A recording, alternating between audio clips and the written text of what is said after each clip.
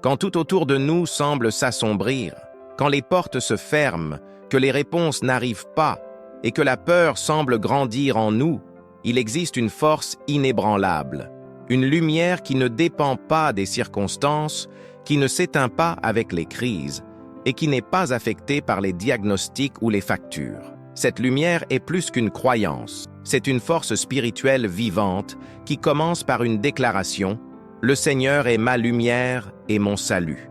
Et si vous êtes ici aujourd'hui, ce n'est pas par hasard. Ce message vous a trouvé parce que votre âme cherche une direction. Avant de continuer, écrivez cette phrase de foi dans les commentaires. « Le Seigneur est ma lumière ». Écrivez-la avec votre cœur. Pas seulement des mots, mais un choix.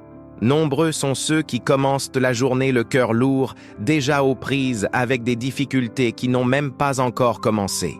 Pensées de pénurie, peur de l'avenir, souci des factures, de la santé et du regard des autres. L'anxiété suffoque avant même le petit déjeuner. Et le plus choquant, cela arrive à presque tout le monde. La différence entre ceux qui sombrent et ceux qui s'élèvent réside dans une chose, l'union entre la foi et l'action. Et c'est de cela que parle le psaume 27. C'est aussi ce que Napoleon Hill, auteur de « Réfléchissez et devenez riche », a tant enseigné. Sans foi, aucune pensée ne devient créatrice. Sans foi, aucun projet ne devient réalité. David, entouré de menaces et d'ennemis, a écrit quelque chose de surprenant. « L'Éternel est ma lumière. De qui aurais-je peur ?» Ce n'est pas une simple phrase. C'est un code mental, un bouclier psychique, un repositionnement de l'âme au cœur de la guerre. Cette attitude intérieure est ce qui sépare le vainqueur du vaincu. Et vous? Avez-vous fait confiance à la lumière? Ou vous êtes-vous laissé dominer par l'obscurité des pensées négatives? Commentez ci-dessous. Quel est votre plus grand combat en ce moment? L'anxiété, le découragement, le manque de direction? Écrivez. Car la guérison commence lorsque la vérité est reconnue. David nous enseigne que la lumière n'est pas l'absence de lutte, c'est la clarté au cœur de la lutte. Hill disait que la clarté mentale est la première étape vers toute réussite. La foi, dans ce contexte, est la lampe qui nous guide pas à pas, même si le chemin complet est encore inconnu. N'attendez pas de tout voir avant d'agir. Dites avec foi. Même si je ne vois rien, je continue. C'est le genre de positionnement qui transforme le chaos en direction. Si vous souhaitez mettre cela en pratique, voici ce que vous devez faire. À votre réveil, proclamez fermement cette vérité. Le Seigneur est ma lumière et mon salut. Même si votre esprit résiste, proclamez-la. Même si la peur vous harcèle, proclamez-la. Notez vos peurs et pour chacune d'elles, répondez par une vérité biblique. À côté de « ça ne marchera pas », écrivez « je peux tout par le Christ qui me fortifie ». À côté de « je n'ai plus de force », écrivez « le Seigneur est la force de ma vie ». Ce n'est pas une motivation facile, c'est une reprogrammation de l'âme. Napoleon Hill disait que la peur est un état d'esprit, et les états d'esprit peuvent être contrôlés.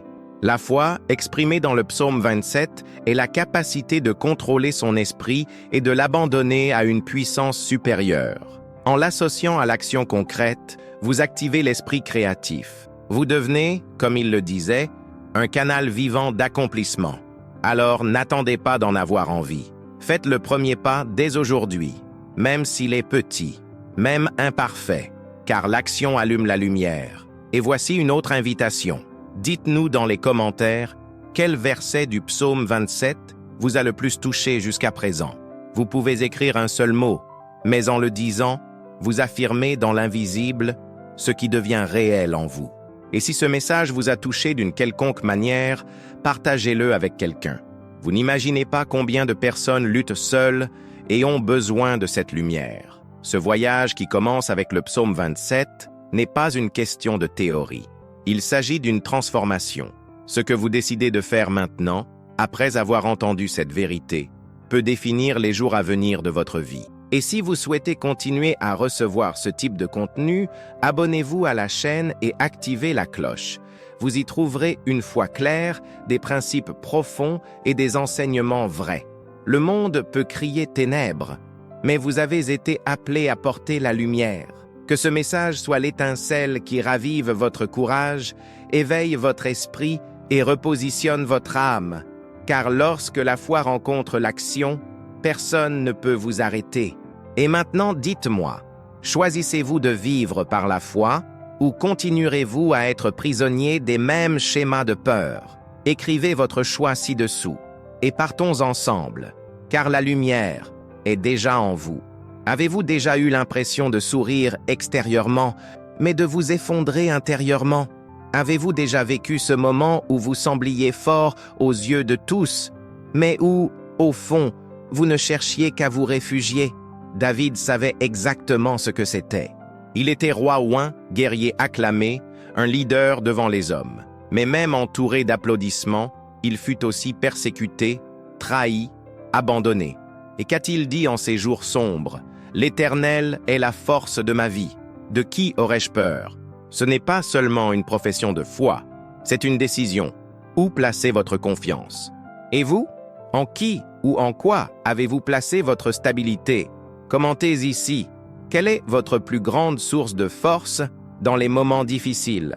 Napoléon Hill affirmait que chaque épreuve porte en elle le germe d'un bienfait égal, voire supérieur. Mais pour en tirer profit, il faut être émotionnellement préparé. Il ne sert à rien de viser la victoire extérieure si l'on est brisé intérieurement. Il ne sert à rien de viser la richesse si l'on manque de maîtrise émotionnelle. Il ne sert à rien de saisir des opportunités si l'on manque de lucidité. David n'était pas invincible, mais il était inébranlable, car son fondement ne reposait ni sur le trône, ni sur l'armée, ni sur les circonstances. Il reposait sur Dieu. Et c'est pourquoi il était fort même dans le désert. La vraie force ne se construit pas avec des briques ou des armes. Elle se construit sur des valeurs intérieures, la foi, le courage, la patience, la maîtrise de soi et la persévérance. Napoléon Hill disait que le succès durable repose sur un esprit bien structuré. Sans équilibre intérieur, toute réussite s'effondre. Avez-vous déjà remarqué que certaines personnes réussissent tout et se sentent pourtant vides? Cela se produit parce que la vraie force ne vient pas de l'extérieur. Elle vient de l'âme. Commentez. Quelle valeur intérieure avez-vous le plus besoin de renforcer aujourd'hui? La foi, le courage, la maîtrise de soi ou la patience? Voici donc un exercice pratique. Développez une routine spirituelle pour vous fortifier. Cela peut être un moment de silence, une lecture de la Bible, une méditation ou une prière. Il n'est pas nécessaire que cela dure des heures, mais cela doit être intentionnel. Nourrir votre esprit quotidiennement, c'est comme construire un mur autour de votre esprit, brique par brique, jour après jour. Et si vous pensez manquer de temps, réfléchissez. Combien de temps passez-vous à vous affaiblir avec les réseaux sociaux, les actualités et les pensées toxiques? Redirigez votre énergie. Évitez de vous encombrer de tragédies. Choisissez judicieusement ce qui vous vient à l'esprit. Ce que vous consommez façonne votre force mentale. Entourez-vous de paroles de foi. Lisez à voix haute des versets qui vous élèvent. Répétez les affirmations bibliques avec conviction. Déclarez « Même si le monde s'écroule, Dieu est mon refuge ». Ce n'est pas un vœu pieux, c'est un entraînement mental. C'est un repositionnement spirituel. Napoléon Hill disait que la maîtrise des émotions est l'un des piliers du succès. Quiconque maîtrise ses émotions maîtrise son destin. N'attendez pas de vous sentir fort pour agir. La force n'est pas un point de départ. Elle est le fruit de petites décisions cohérentes. Chaque fois que vous pardonnez alors que vous pourriez vous venger, que vous croyez quand tout vous dit le contraire, que vous avancez même dans l'incertitude, vous ajoutez une pierre à votre édifice intérieur. Alors, commentez ci-dessous. Quelle petite action allez-vous entreprendre aujourd'hui pour renforcer votre esprit et votre foi? Un simple geste peut changer votre trajectoire. Quand David écrivait « Quand les méchants se lèveront contre moi, ils trébucheront et tomberont », il ne parlait pas seulement de soldats ou de flèches. Il parlait d'ennemis invisibles, ceux qui n'ont pas de visage, mais qui paralysent l'âme. L'anxiété, le doute, la procrastination, la peur de l'échec, la comparaison, l'insécurité, voilà les armées modernes qui tentent de vous vaincre de l'intérieur.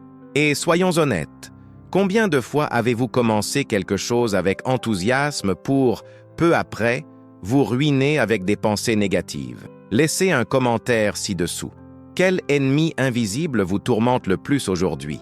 Napoléon Hill disait que le plus grand ennemi de l'être humain est l'esprit incontrôlé. Un esprit non entraîné devient un terrain fertile pour le sabotage. Selon lui, contrôler son esprit est la clé pour conquérir toute réalité.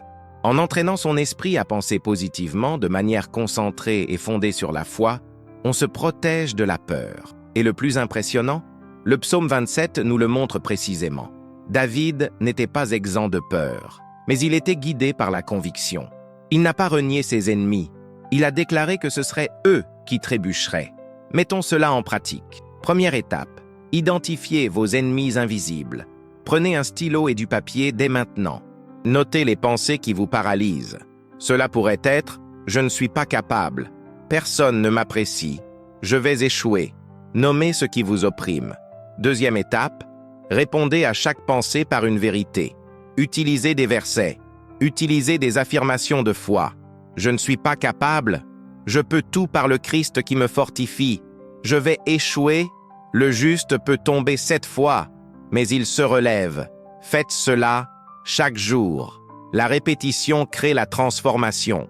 Napoléon Hill enseignait que l'esprit humain a besoin d'une discipline quotidienne.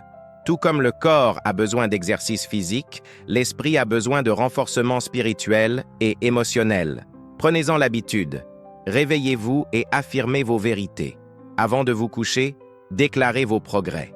Lorsqu'une pensée sabotante surgit, dites à voix haute « Cela ne me définit pas. Je suis guidé par la foi, non par la peur. » Il ne s'agit pas de développement personnel. C'est une reprogrammation identitaire. Et c'est ainsi que l'on fait tomber les géants invisibles. Et n'oubliez pas, l'action est l'antidote à la peur. Chaque fois que vous agissez, même si vous tremblez, vous brisez le cycle du doute. Agissez, aussi petit soit-il. Avancez. Enregistrez une vidéo. Appelez quelqu'un. Écrivez ce message. David a gagné parce qu'il n'a pas fui. Il a fait face. Et vous, continuerez-vous à vous battre contre vous-même? Ou ferez-vous trébucher vos ennemis invisibles par la force de votre foi? Maintenant, commentez ci-dessous. Quelle pensée limitante allez-vous réécrire aujourd'hui avec une vérité spirituelle? Écrire ceci marquera un tournant. Ce sera votre façon de déclarer à vous-même et au monde. Mes ennemis invisibles ne m'arrêteront plus. Et si ce chapitre vous a parlé, partagez-le. Nombreux sont ceux qui luttent contre leurs pensées en silence. Et peut-être, grâce à votre attitude, quelqu'un trouvera-t-il la force de persévérer.